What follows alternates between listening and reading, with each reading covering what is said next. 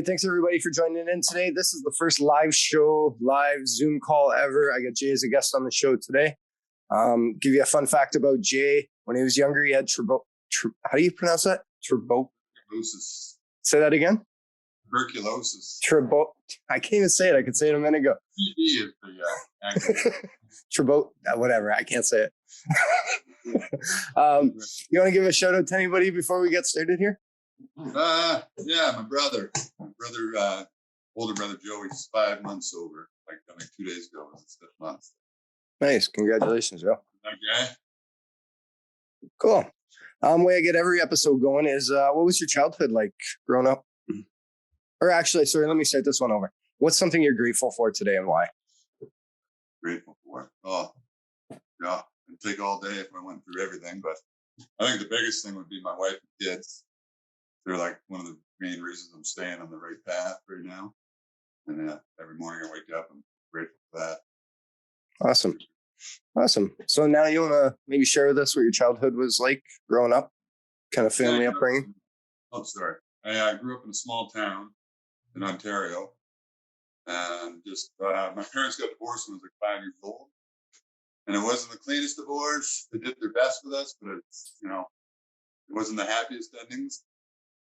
And then my father ended up with somebody he worked with who had 2 kids, so I have 2 older brothers, and then I ended up with 2 more older stepbrothers, and then so I stayed with my mom because I was the outcast, the young kid, kind of.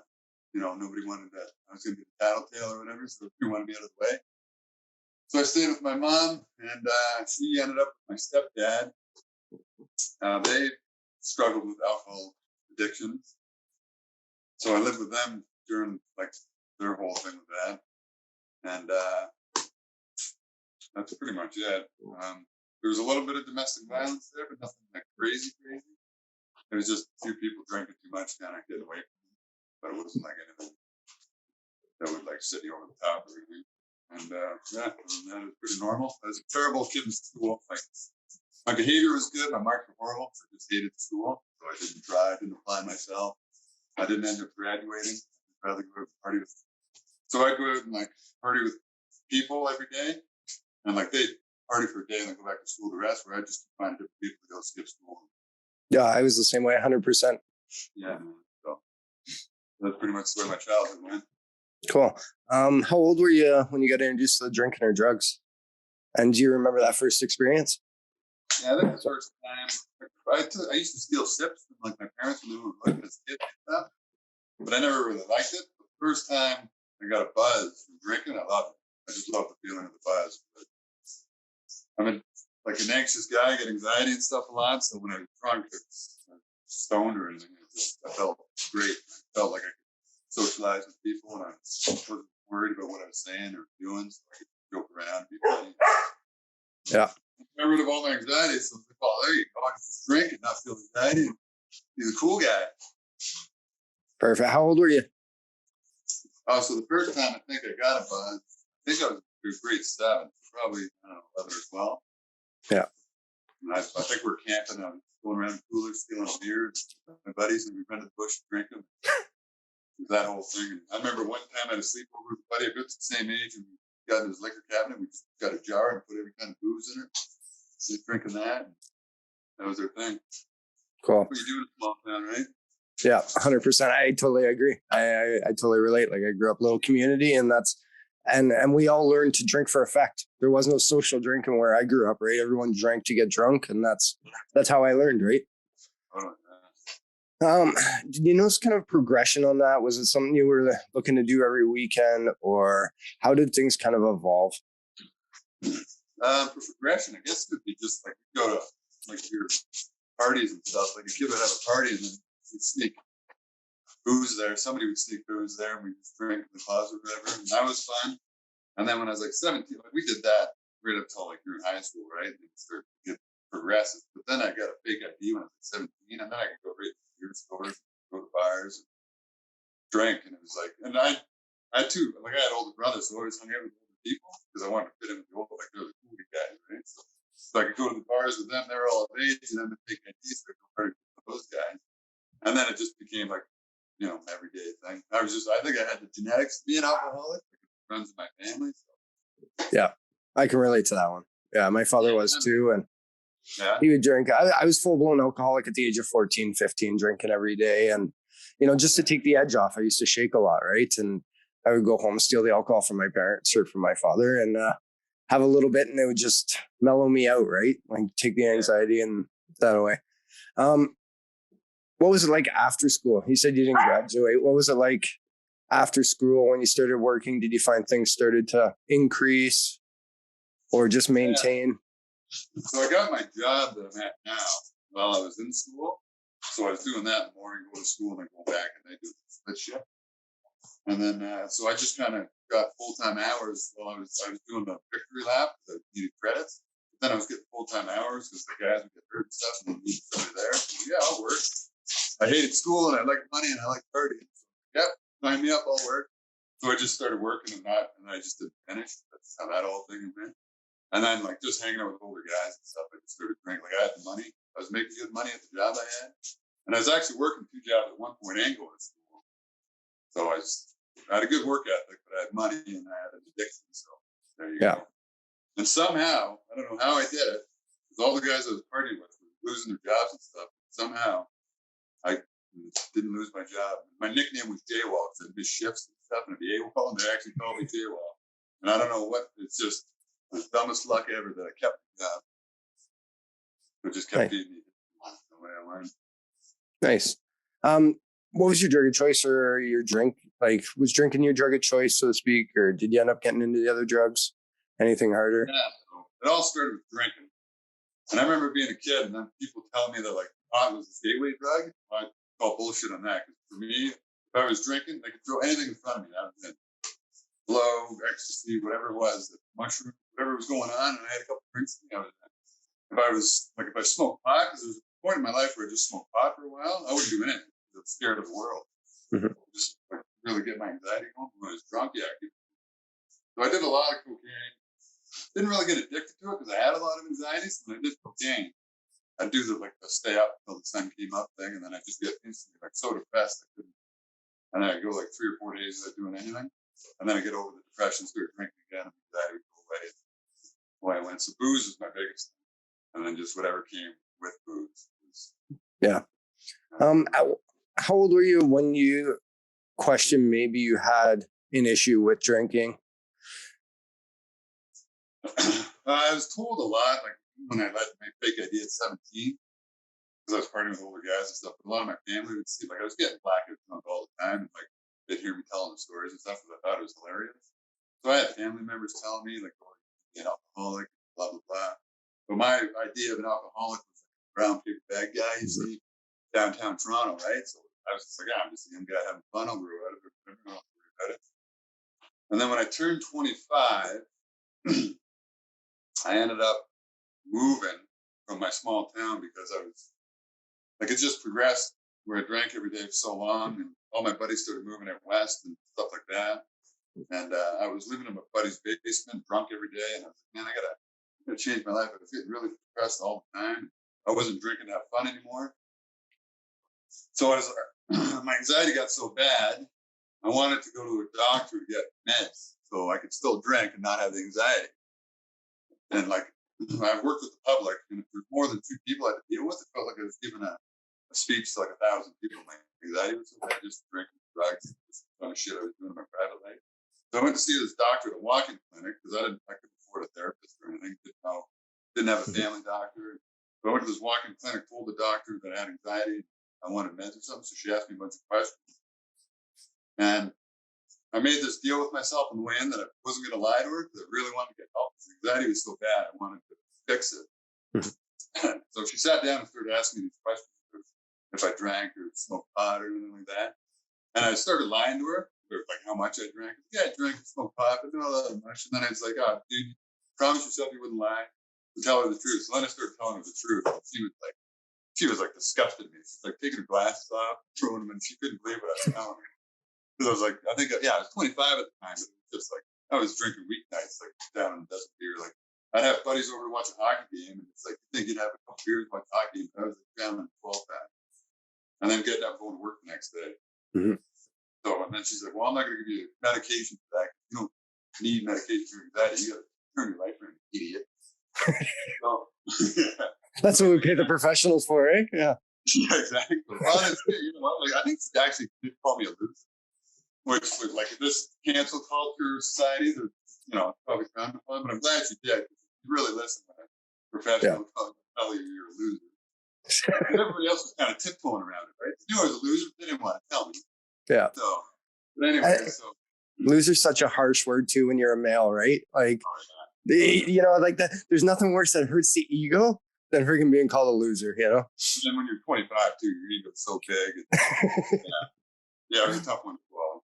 So instead of giving me the meds, she gave me sleeping pills and told me to get my shit together. Like we kind of came up with a little plan about getting exercise, and sleep properly, and turning my life around.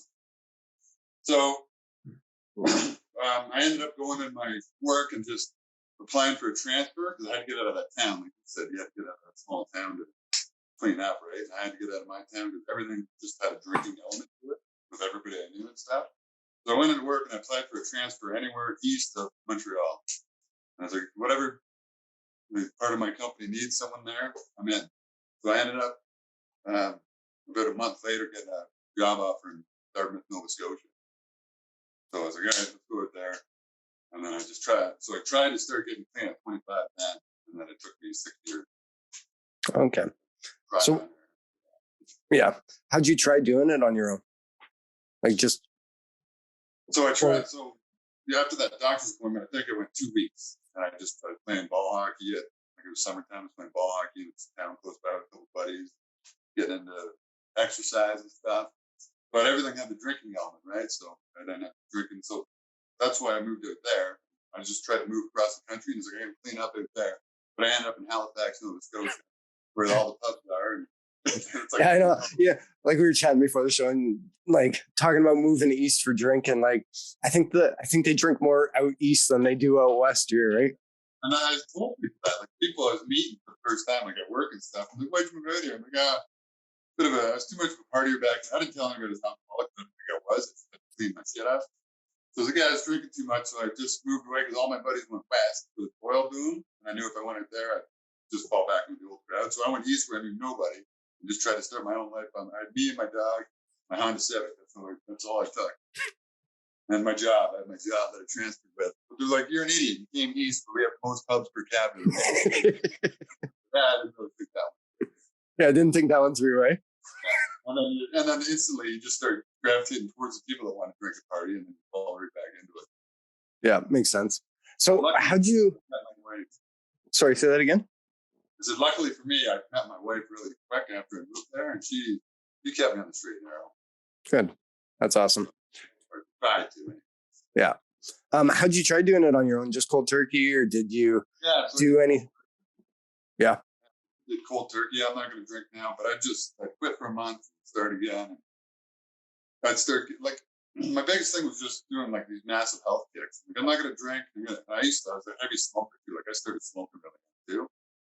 So I'd quit smoking, quit drinking, and just go on these massive health kicks. And then I'd feel amazing for like a couple weeks. And then I'd fucking, I'm going to a wedding. So yeah, I got to drink at the wedding. It's ridiculous. You can't go to a wedding. One beer, and then you're right back into it.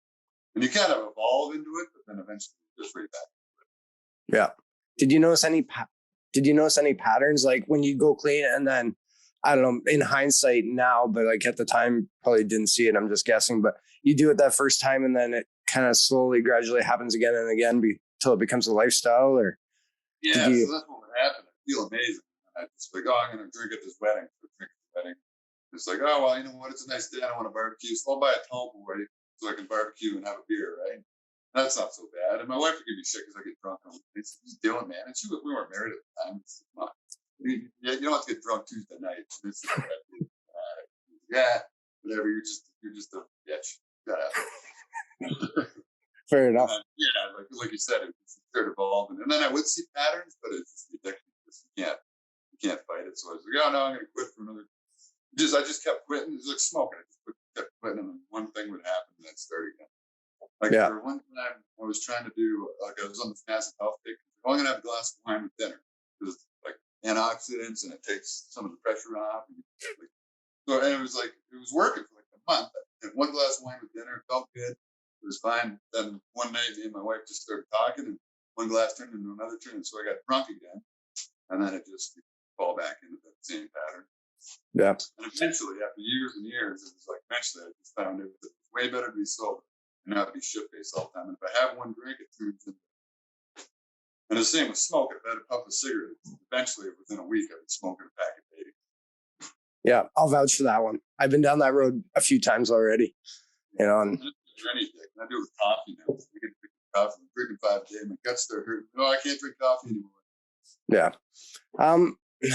So your clean date today, how long you been clean today? So the last time I had to look at my group because I didn't really sit. Like one day I didn't wake up, well, I'm never going to drink again. It's just one day I got to quit again because my life's turning to shit. And I'm going to get divorced, and I had kids, and it was starting to affect them. Like they wanted to hang out. I don't know what to do. So I was like, I'm going to quit again, but I didn't tell anybody because I fell off the wagon so many times.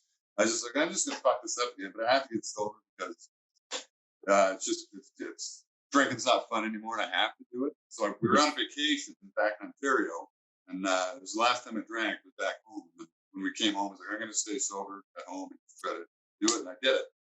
And I didn't even think I would. So that was August 2016, August 3rd, 2016. So you're coming up on 5 years here. Or no, sorry, I can't do my math. 6 years, 7 years. So 6 years. Yeah. Awesome. Congrats. Yeah. 6. Yeah. 6. Last time I drank. That's awesome. What was life looking like prior to that moment, or what were some of the bottoms, some lows that, your addiction took you to? Oh, I have so many, like, it's just scenario, like just different situations I've been like, one night I was partying at a buddy's house when I was probably 20, and ended up, it was like the sun was coming up. I ended up I was wrestling with one of my buddies, hit my head, ended up bleeding everywhere, and I ended up getting a really bad headache and stuff. I remember just going to bed. I didn't have a bed to sleep on, so I just jumped in my car, drove home, passed out while I was driving, ended up in the ditch on the wrong side of the road, woke up there covered in blood. I was able, luckily, to just drive out, get home, because it's like a really wide ditch or whatever. But that was like the first time I was like, dude, I could have killed somebody easily. So many people are rotting in jail right now because they did. Just happened to have bad luck. Mm-hmm. So that was like one really bad thing. Was like, man, I got to quit drinking. Another time, I think one of the worst was my wife was pregnant before our first kid, and she was having trouble with pregnancy. And I was talking on the phone with one of my buddies, drinking. Like that's what I used to do when I first moved away. And she was having a medical issue because of the pregnancy was going bad, and she was trying to get my attention. I was slushing around with her in the back deck, and smoking a beer, talking to a buddy of mine, and she ended up bleeding like really bad, and had to go to the hospital. And I couldn't drive her; I was shit faced, and she had to drive herself. And I'm like, so like she's driving herself, very upset, obviously. And I'm like, dude, I'm supposed to be the guy that's looking after her, taking care of her, and my kid. And I'm shit faced, can't even help her. And that was like the lowest for me. Yeah. Like, man, you really gotta get this thing going. And then when I had tuberculosis, I had to take like a ton of medication for it. You had to take like 6 different pills. And they told me you can't drink when you're on these pills because your liver will shut down. But I was like, well, like my buddy's getting married, so what if I had one beer at his wedding and toast himself? Will that kill me? And they're like, yeah, don't even use mouthwash because you're gonna there's alcohol in it and your liver can shut down. So I went to the guy's wedding. I was just having a beer, 2 waters and a beer, and I had people checking to see if I was getting jaundice, so I could still drink. Like, there's so many times where it's like, dude, you got to stop drinking. And I just put myself and like other people in that situation. Like, all right. So going from that point, okay, we'll get back into this. So going from that point now up to your clean date, having to experience some of these things, how did you get clean, or what got you like through past, I don't know, say that 30-day mark, right? Or your traditional time that you would stay sober. What got you past that, over that initial hump? Actually, there's a couple of things. One thing was I was playing summer hockey, and there's a guy, I was playing defense, and one of the guy that was my D partner happened to be an alcoholic that was clean and sober for 5 years. And him and I started, like, we just kind of bonded over that, because I was like, dude, I'm struggling, and I got to quit drinking. He kind of told my story and told me his story. He was big into blow and shit like that and stuff I did. So I ended up just kind of gravitating towards him, and we played hockey together and went golfing together, and just kind of I started watching him and I was like, man, I kind of want to this guy. And he was going back to school and really turned his whole life around in 5 years. It's like that's what I want to do. It's like a good kind of role model. So while I was doing it myself, what I would do is I was too scared to go to meetings or anything, my anxiety. So I ended up getting a sauna, like an infrared sauna from my mom. So I would go in there, and it was like I was sobering up, so I was on the massive health kick, and I'd sit in the sauna and I'd watch like motivational speeches and stuff, like Arnold Schwarzenegger and David Goggins and guys like that, and I just watched like all these Navy SEALs, and I just sit there and watch that and just fill my brain with all this really positive stuff because my natural train of thought was really negative. You know what I mean? So I just, and then I just like watching all that, I was like, I really want to just, my goal in life is to just do a whole self-improvement thing. Just every aspect of my life make it better. Just getting sober would be the big part of that. So that's kind of how I did it. But I really struggled with like my self-worth, and like I felt like such like all the years I wasted partying thinking I was cool, and it was like my prime years where all these guys were setting their lives up. I was just pissing it right away. So I got really self-conscious and like really vulnerable. So it was a tough one, but you just kind of work through, and that's where I wish I went to meetings. Like all these people that, like a lot of people, I tell them I got sober and I didn't do meetings, and I wish I did. Why, man? You did it without it. Like, dude, I wish I had somebody to relate to. Like watching your podcast. All right. So you're saying that you're kind of wishing that, you had a mentor that you met at hockey. Yeah. So there's just a guy at my age, same scenario. He just quit drinking. He was 5 years sober. So him and I just started hanging out. And that was kind of the idea where like he was 5 years sober. And he's like, it's the best thing I ever did. Totally turned his life around. I was like, man, that's what I got to do. Like I just keep relapsing. So I got to get sober and do it. But I didn't want to tell him I was going to do that because I figured I was going to fail again. I failed so many times. So I just kind of did my own thing. Like I said, I sat in my sauna and just watched these motivational videos and just kind of got in this thing where my goal was to just do continual self-improvement for every day I wake up, and that just gives you something to do every single day. You try to improve every aspect of your life every day. You're always going to be at a balance somewhere. So it just gives you something to do every day and a reason to stay sober. And I want a better life for myself, my wife, my kids. So, and then getting sober, that's what I got. That's why I stay sober. So that's awesome. Yeah, I like that thing where you hear 1% better every day, right? And that's 365% or 3.5%, right? And my life goal is to remain forever teachable, right? And try. Yeah, amazing goal too. What are some goals you're working on today, or what are some goals that you've achieved, that first year and that you're working on today? My goal, like my first year, did I lose you? No, I'm here. I just don't know what happened. Oh, okay. My first year was just to stay sober and just I wanted every aspect of my life to get better financially, like my relationship with my wife, my kids, everything. And then so one thing I told a lot of people when they asked me about getting sober, because a lot of people will come to me and confide in me, like, hey man, I think I'm drinking a little too much. So what was your thing? And one thing I told everybody is something I wish I did was I wrote down kind of what my work was like, my account balances, my savings, everything was like the day I quit drinking. And then I did it again the first year, everything would be a million times better. Everything. Every aspect of my life was so much better. And that's why I used to hear people that quit drinking say, I'd never drink again. And I was like, that's fucking crazy, man. Never drinking again. Like, you kidding me? And then after that first year, I was like, yeah, you could have a fueled private jet, all my buddies on it, all the blow you could do, and $1 million, and I still wouldn't take a drink. That's awesome. It would just kill you, right? So yeah. And the things you learn too, right? Like it's that first one that gets you every time, right? Man, every single time. Yeah. And you don't think though, because you're like, oh man, I went a year without drinking. So I'm fine if I have one drink. I can go to the year again. And yeah. Well, I relapsed with over 10 years and close to 13 at one point, and I did it. And what happened was no bombs went off, right? Like nothing scary happened. I didn't lose anything instantly. And eventually what happened is over time, it just became less and less and less and became the norm again. Right. And it'll eventually catch up to you, or at least it caught up to me. Yeah. And that's Yeah. every relapse I had. I relapsed like 1,000 times, or at least a dozen times. And every time you just slowly evolve back into it. One beer turns into another, turns into another. And then it's like I'm drinking six, driving back to the liquor store, getting more. And then it's like, then I'm partying with my buddy, we're doing blow. And it's like, what the hell happened, man? I was just sober and like totally doing good a month ago. And then I'm fucking, yeah, it's crazy. All right. It happened again. Damn it. And I never learned. Like it took me so many times. Like when I finally got sober, like, how did I fuck up so many times? It's ridiculous. Yeah.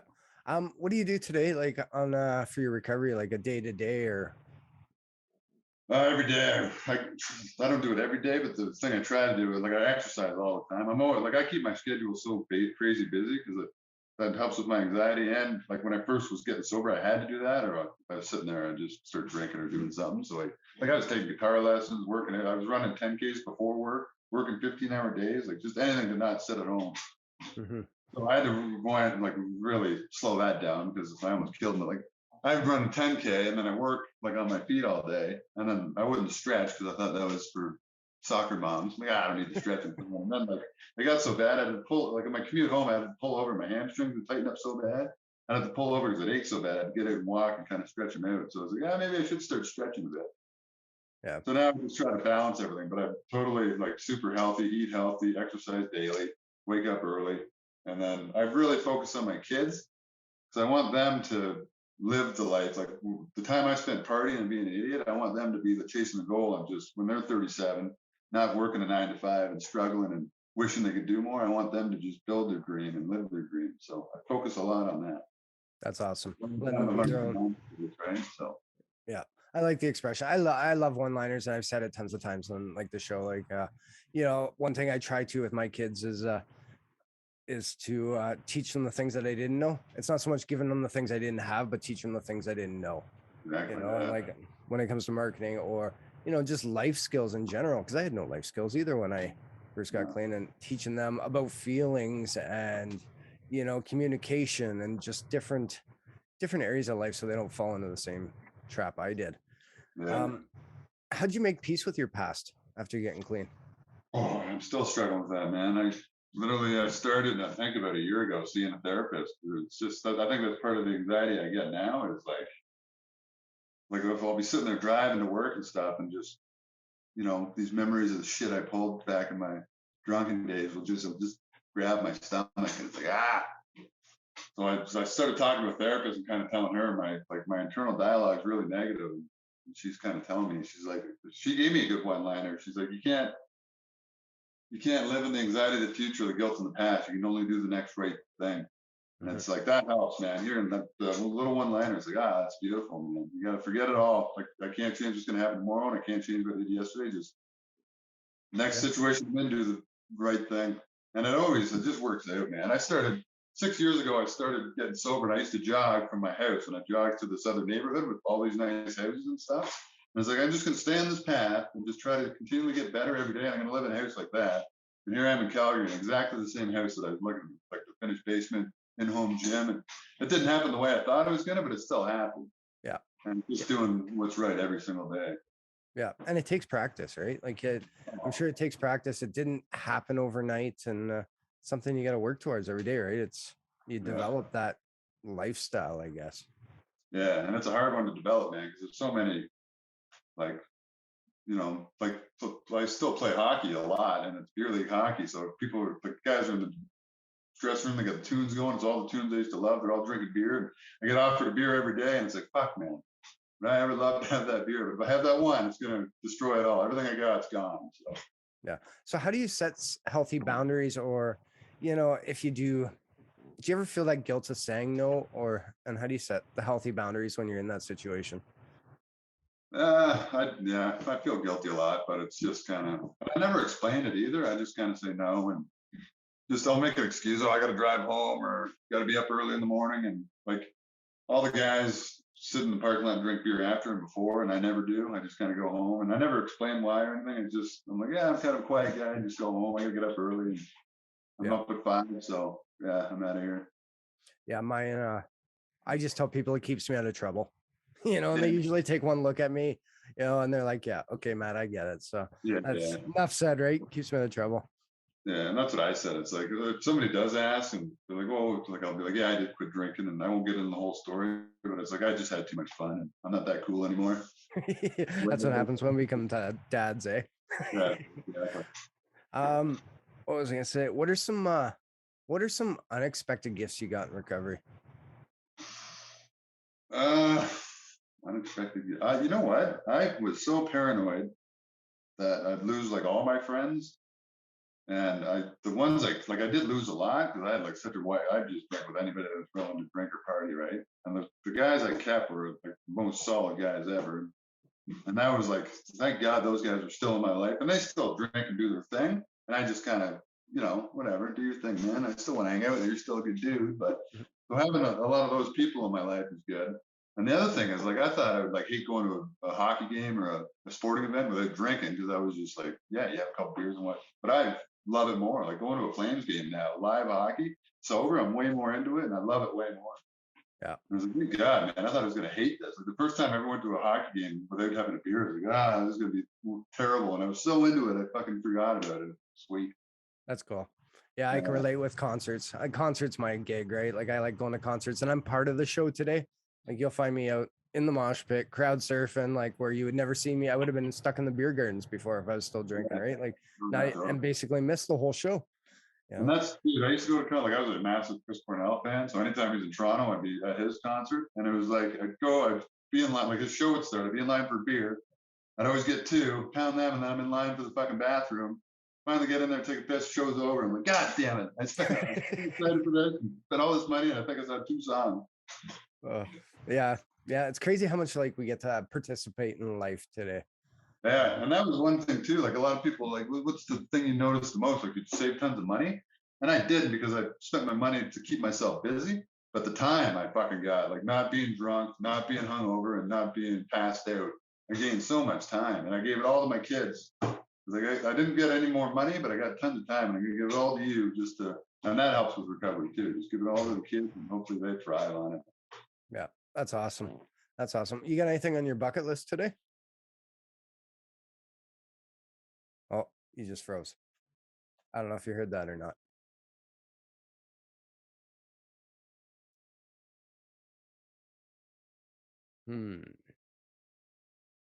Back? Oh, there we go. I don't know if you heard that. Do you got anything on your bucket list today? Oh, you just there. Yeah, I got some traveling things. Am I frozen again? Oh, I think we just glitched out again. Do we? Oh, there you're back. Back? Okay. We're back. I got some travel bucket list things I want to do. I want to go to, I want to swim with great white sharks in a cage. It's something I always wanted to do. I think that'd be cool as hell. So like you can go to California for that. You can go to South America for that, or South Africa, sorry. That's one thing I want to do. Another thing, like kind of a retirement thing, is I'd like to go to like all the ballparks and like the major leagues and watch all the games, like follow the Blue Jays on the road and go to all the different ballparks. And I like to do that with an NHL team too. Like I grew up a Leafs fan. Now I'm kind of gravitated more towards the Twins, but I like to follow them just on the road and go to all the different arenas and see all the sporting events. That'd be kind of cool. That would be cool. Just for traveling bucket list things. And then other things like, I want to see my kids graduate, get married, do amazing in life, stuff like that too. Yeah. Well, anything's achievable today, right? Exactly. And that's another thing that I've picked up in sobriety is like you really believe you can do anything. Yeah. Like it really gets cemented home. So yeah. Do you want to describe what freedom looks like to you today? Want to share with us? Yeah, freedom is just not having to. I remember going out as like a teenager, early 20s, and I had to have a pack of smokes, a lighter, had to have beer, had to have a way home. So I wasn't getting the DUI. Most of the times I'd end up driving anyways, but you always had to. And now it's like, I don't worry about any of that. I can go to any event. All I have to make sure is I have my key and my cell phone. I'm not shackled to my vices. And I remember I used to like at noon, if I cracked a beer, that was my day. It's whatever I was doing. Like if I was sitting in my backyard and cracked a beer, I'm there now for the day. I can't do anything else. Now it's like, dude, midnight I can go out and do something if I want. Go for a drive, go for a jog if I want. I'm bored. That's just the beauty of not being addicted to anything anymore. Yeah. That's awesome. That's awesome.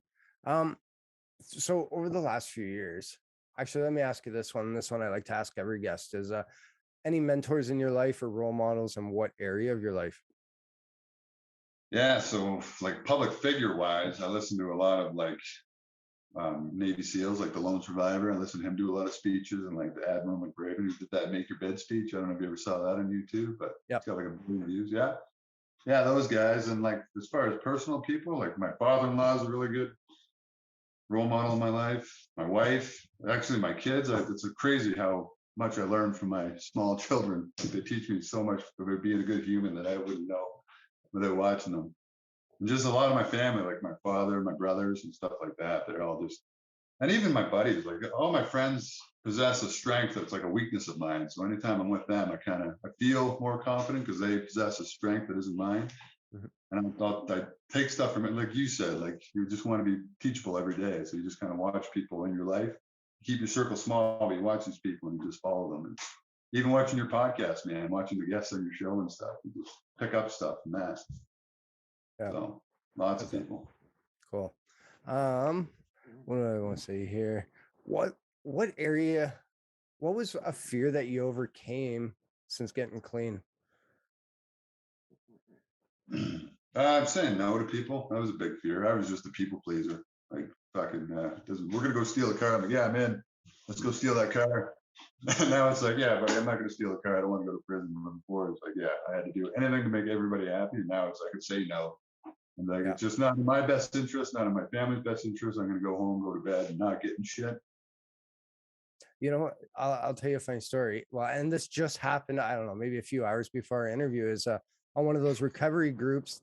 The question was, what was something you noticed about yourself after you got clean? And my response was, I don't have to say yes to everything for people to like me today. You know, having those healthy boundaries, you know, and being accepted by people. Oh, we just glitched on that one. Yeah, totally, man. You back? We're back. Okay. Gotta love Zoom, eh? Yeah, man. I was thinking of that when we were doing this on Zoom. I'm like, I bet you it's gonna be a lot of glitching because I've done a couple of like meetings on this, and it's always been glitchy or something's always happened. Yeah. So, So I'll ask you this one then. So you didn't do meetings when you first got started in your recovery. Meetings today. What's the benefits? What have you gained from going to meetings? Like, how has that helped you in your recovery? still haven't gone, man. I wish Oh, I you did. haven't? No, so I'm gonna start going. I'm actually traveling home in a bed here to see my brother, and I'm gonna go to one with him because like it's gonna save his life because he was in bad shape when he started going. So I want to go and meet the group that he was meeting with and just tell them, like, dude, you literally just by you sitting here saved his life because it really helped him.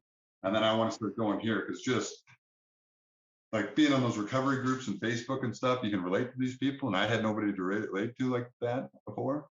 Mm-hmm. So I'm going to start going like here. And I live in Calgary and start going to meetings here. Cool. Yeah, I find fellowship benefits me, you know, and being accountable, having a certain level of accountability to that group, you know, and you get to help other people too, right? Like you'll hear a lot there where we get to keep what we have by giving it away, you know, by helping other people, you know, gets us out of self, right? Yeah. So. And I heard Denzel Washington say that it's the most selfish thing you can do is to help somebody else because the gratification you get is way more than and that's the truest thing ever, man. I'll help somebody out and I get so much, I feel bad. I mean, I feel so good for doing this for you. I actually feel like, you know. Yeah, I like to ask this one too. What about like inspirational quotes you live by, one-liners, things like that? Yeah, dude, I watch all those motivational things. So I got 1,000. I got them. Actually, I remember watching your episode, like the first one you did, and you said you journaled. And I never did that. But that's one thing I did do is that one time I had like my wife bought me like this journal and I wrote down a lot of these quotes just so they'd stick in my head. So I could get my journal out and I got 1,000. But there's like dreams without goals, remain dreams. And to like achieve the goals, you need discipline and consistency. And I can go on and on. There's 1,000. But yeah, different things apply. Different things apply to different areas of your life. And I've been having conversations with people like my buddies that I used to party with and stuff. I haven't seen in 10 years, and we'll be talking. I'll just start busting these out. And I'm like, where the hell do you get so wide? You're yeah, that's fine. But it resonates, right? Like it's easy stuff to remember, right? Like it's dumbing it Yeah. down and making it simple. Yeah, absolutely. And so like, yeah, it applies to so many different areas. And I wish I knew that when I was younger because I had nothing. Like I was just lost and just did what was easy all the time. And it's like, man, if I had all these little one-liners in my head and I lived that way, Jesus, where would I be? Yeah, it's always easier said than done, though, right? Yeah, that's the hindsight, right? Yeah. Ask you a few more questions here. What does self-care look like? I think I kind of know this answer from the conversation we've had, but you want to share Yeah, with us self-care? yeah, it's just getting up early, starting your day with a task, like making your bed, brushing your teeth, and then just eating healthy, getting your exercise in, and then just doing what you're supposed to do every day, and that just keeps my anxiety at bay, my mental health good, and your physical health good, and you're just a good role model for people, and that's self-care, self-love. Yeah. Just taking care of yourself, and then it's like when you're on an airplane, you put the mask on yourself before you help somebody else. So help yourself, and then you can help others. Yeah, 100%. I agree with that one. Knowing what you know now about recovery, actually, I got two more questions. Okay. Do you think relapse is planned? I heard you talk about your relapses, and you said yours was planned. None of mine were planned. They weren't planned, but I never.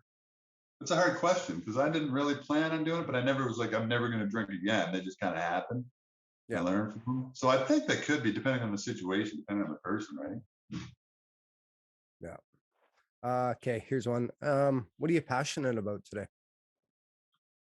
Self-improvement, helping others, like dude, like even holding the door, buying the coffee to the person behind you, anything to make somebody's day a little bit better. I actually got a little side story for that. When I was living in Dartmouth, there's a lot of like poverty in that city, and like a lot of times people would come up and ask you for change and stuff. I was walking out of the Sobeys and I was carrying my kid. She was just between toddler and an infant, so she got tired of walking out and carry her. So I'm pushing my grocery cart, carrying my kid, and some guy walks up to me in the parking lot, younger guy, and I'm like, oh fuck, here we go. He's gonna try to get cigarettes or money off me, and I was in a bad mood and just didn't want to deal with him. He's like, hey man, can I help you with the groceries? And he just put my groceries in there so I can put my kid in the car. He's like, all right, have a good day, and just walked off. I'm like, I'm an asshole. This guy's great. And it's like just anything that makes, and that's such a small thing for him, but it just, I still talk about it. Like I'm talking about it now, and it's just something that's stuck in my head. I'm like anything to help anybody else, no matter how small. Yeah. Definitely Yeah, that's awesome. All right, I'm gonna end with this last question then. What qualities of yourself are you most proud of today? that. That's a hard one because I got such a bad negative internal dialogue. But qualities, I guess, would be the time I spend with my kids and my family, like my family manness, I guess, if that's a word. I guess personality, uh, work ethic, and discipline. Now I'm starting to really develop a discipline, so that's something I'm kind of proud of. That's cool. Something Yeah, I never had before. it's funny how you know what, like to slough things off or be comfortable takes no effort at all, right? It's Yeah. getting uncomfortable, like where that growth happens. And Oh yeah, buddy. And I lived my life in the comfort zone. Like if I was ever uncomfortable, it was like I gotta get drugs or alcohol to get me comfortable again. yeah, And you're now not the it's like only I one. hate my comfort zone. I'm scared of it. I gotta be uncomfortable all the time. Because you know you're growing and improving, right? 100%. Yeah. Yeah, I'm big on pushing that uncomfortableness. And when like looking back when I first got clean, everything I did clean was fucking scary and uncomfortable. Yeah, Everything was brand new, right? But in order to make it normal, I had to get uncomfortable and do it all and experience it, right? yeah. And look where you are now, man. Seriously. Yeah, I'm in a good place today. I'm happy, right? So I think that's it for time for us. What's something you want to leave with the listeners, or you want to take us home? Yeah, just go to meetings. If I can give you any advice, don't do it the way I did. Don't relapse 20. Like, yeah, I took the longest road to recovery possible. And if you can go to meetings and get to people that can relate to you and stuff like that, don't be scared. I was scared. I'm still am, man. I could go to a meeting tonight and I'm still scared. I'm gonna go with my brother, so I have somebody with me. So I definitely recommend, like, if you're feeling like you have to get sober, even if you don't want to get sober, you're thinking it, just go and see what it's all about. Totally, and relate to people. Awesome. Yeah. Identify, Yeah. don't compare, that's Exactly. probably one of the biggest, I don't want to call it tricks, but yeah, like learn to identify and not compare with others, right? Yeah, absolutely. Awesome. I want to say thank you for taking the time to share your story with us, Jay. I really appreciate it. You know, thanks for being my first Zoom call, even with the technical difficulties and, having the patience. I really do appreciate it. And I appreciate your time, your truth, your story. Thank you. And for everybody else out there listening, I'll leave you the same way I leave you every episode. That's make lots of memories, take lots of pics, show the world your smile. Cheers. Thanks, brother. Appreciate you. Thanks.